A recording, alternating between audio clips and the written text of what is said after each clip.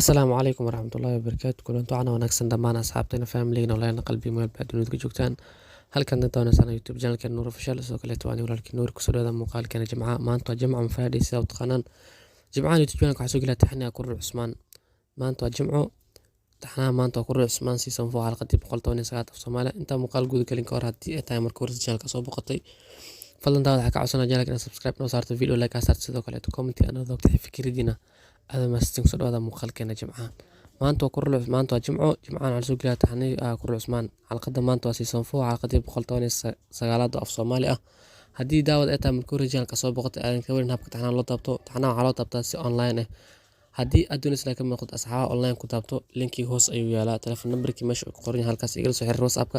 إن شاء الله كعبن دونا هدي أد كمية هنا أصحابي هور داون جري نسيت أوريك وش أصحابي لينكي كوبي هلا إلى هذا كوبي كريسان لينكي علس أيوة نقنايا هدوتي